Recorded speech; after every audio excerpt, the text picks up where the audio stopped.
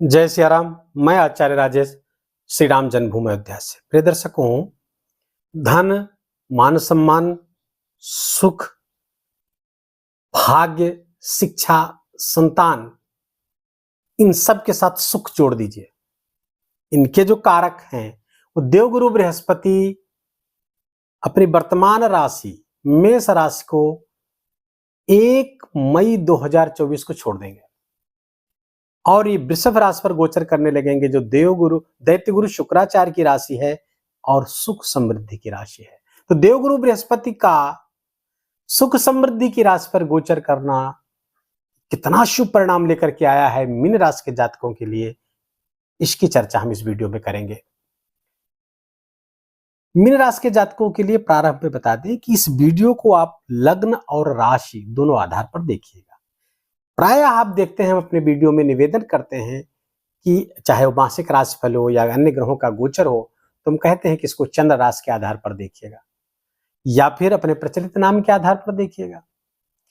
किंतु आज निवेदन ये कर रहे हैं कि आप इसको लग्न और चंद्र राशि दोनों आधार पर देखिएगा। उसका कारण यह है कि जब कोई ग्रह एक राशि पर अधिक समय तक रहता है, जैसे शनि 2.5 वर्ष, राहु केतु 1.5 वर्ष, गुरु 1 वर्ष से अधिक या 1 वर्ष, तो उनके लग्न के आधार पर भी प्रेडिक्शन देखना चाहिए।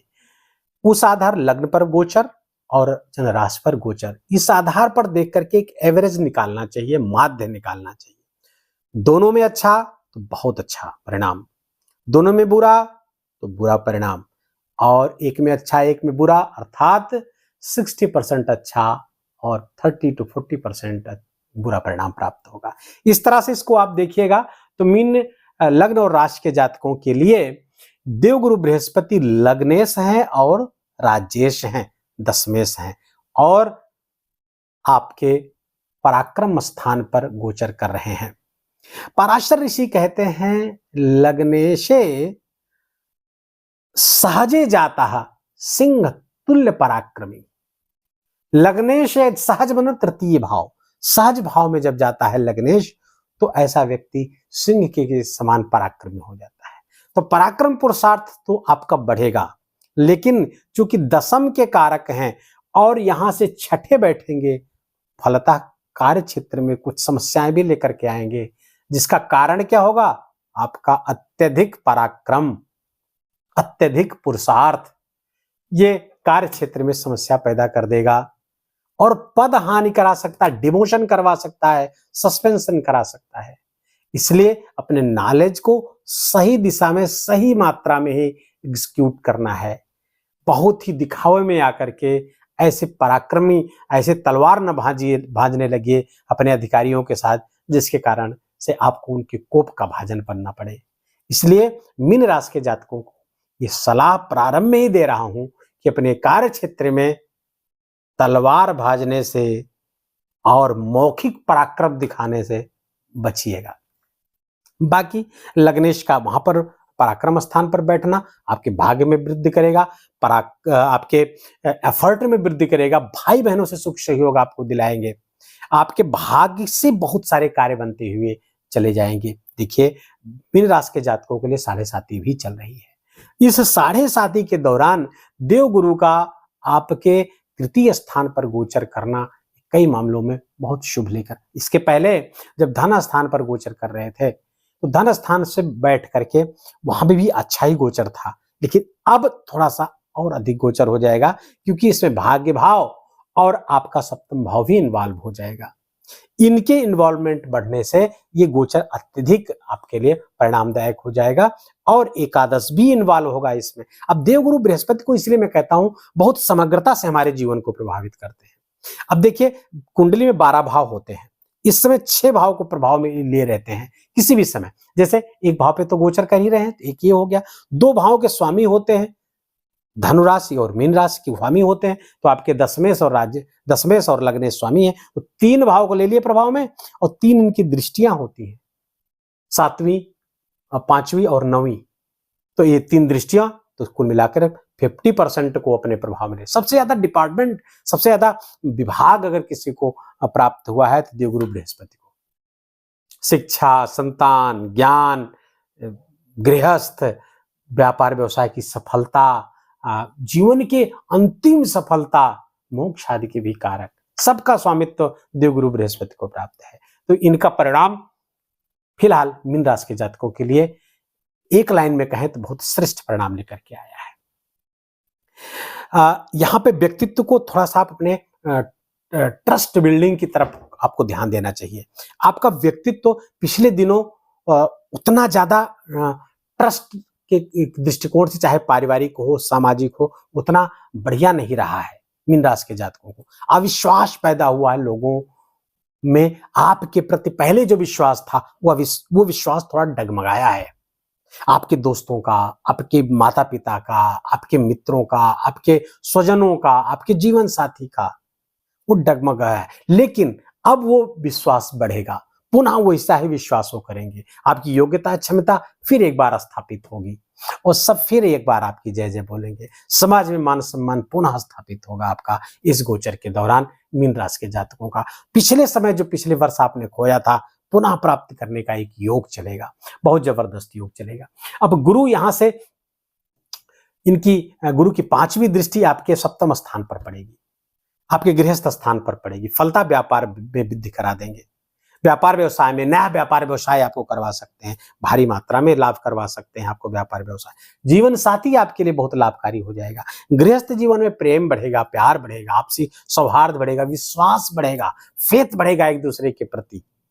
जीवन साथी को अगर वो वर्किंग है, वहां से भी उनको सफलता प्राप्त हो सकती है। नौकरी आदि मिलने की संभावना प्रबल कर रहा है। गुरु बृहस्पति की जो 7वीं दृष्टि आपके 9वें स्थान पर पड़ेगी, वृश्चिक राशि पर, मंगल के घर पे, तो आपके भाग्य में वृद्धि होगी, धर्म में वृद्धि होगी, धार्मिक क्रियाकलापों में आपकी रुचि बढ़ेगी। धार्मिक यात्राएं, मंदिर आदि जाना, या ऐसे धार्मिक यात्राएं, दूर देशों की, पहाड़ों की यात्राएं, ये सब आपको उपलब्ध होगी इस एक वर्ष में। फलतः आपका भाग्य में वृद्धि होगी। पिताजी के स्वास्थ्य में भी कोई समस्या पहले से थी तो उसमें आपको काफी राहत मिलेगी, बशर्ते कि आप मीट, मांस, शराब आदि से दूर रहते हो, क्योंकि 7.5 चल रही है। अगर ये करते हैं तो फिर इन परिणामों में जो मैं शुभ परिणाम बता रहा हूं, इसमें काफी कमी आपको देखने की मिलेगी। फिर ये शिकायत न करिएगा कि गुरुजी आपने बताया कुछ था, हो कुछ रहा है। कारण आपका आहार विहार गलत होगा, वहां सुधारिए। देवगुरु बृहस्पति की जो 9वीं दृष्टि है आपके एकादश स्थान पर पड़ेगी। जहां इनकी दृष्टि पड़ती है उसको बढ़ाते हैं, उसको विस्तार देते हैं। फलतः आपके आय के मार्ग को, आपके इनकम, सोर्स ऑफ इनकम के जो स्रोत हैं उनको बढ़ाएंगे। एक से अधिक स्रोत हो सकते हैं, कई तरफ से पैसा आ सकता है, और वो धन जो संचित हो, आपकी इच्छा पूर्ति करे। आप जिसके लिए धन चाहते वो इच्छा आपकी पूर्ति होगी। प्रमोशन आदि की भी संभावना बलवती कर रहे हैं। देवगुरु बृहस्पति का ये गोचर हर दृष्टि से आपके लिए फायदेमंद है, सिवाय कि कार्य क्षेत्र में कुछ खराब स्थिति का सामना आपको इन एक वर्ष में करना पड़ सकता है। तो वहां पर थोड़ा सा अपने व्यवहार को सहज करें, शत्रु मत पालें, ज्यादा से ज्यादा लोगों को मित्र बनाने का प्रयास करें। किसी खासकर अपने बॉस से बनाकर रखें, और यदि महिला बॉस है या पुरुष बॉस है, कोई भी हो, उनसे संबंधित यदि आपका बढ़िया बना रहेगा तो फिर कहीं कोई समस्या नहीं है, इतना ध्यान रखिएगा।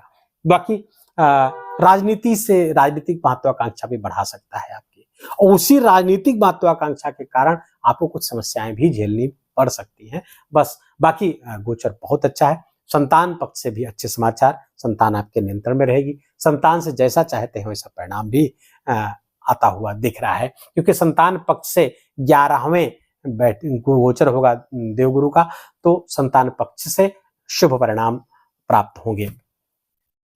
यदि आप स्वयं विद्यार्थी हैं तो वहां से भी अच्छे परिणाम प्राप्त होते हुए दिख रहे हैं। नौकरी आदि लगने की संभावना बनती हुई दिख रही है। कुल मिलाकर के ये गोचर आपके लिए, मीन राशि के जातकों के लिए, रेगिस्तान में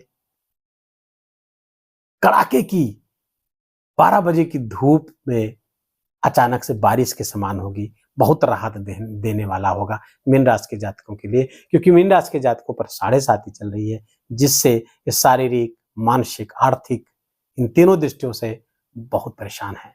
लेकिन देवगुरु बृहस्पति का 1 मई से गोचर बहुत मामलों में आपके लिए शुभता लेकर के आया है। वीडियो को यही समाप्त करेंगे, लेकिन और क्या कर सकते हैं उपाय के तौर पर आपको बता दें कि विष्णु सहस्त्रनाम का पाठ आप दोनों टाइम करिए, दोनों टाइम विष्णु सहस्त्रनाम का पाठ करिए। ना दोनों टाइम कर सके तो एक टाइम, ना पाठ कर सके तो श्रवण करिए, सुनिए यूट्यूब से।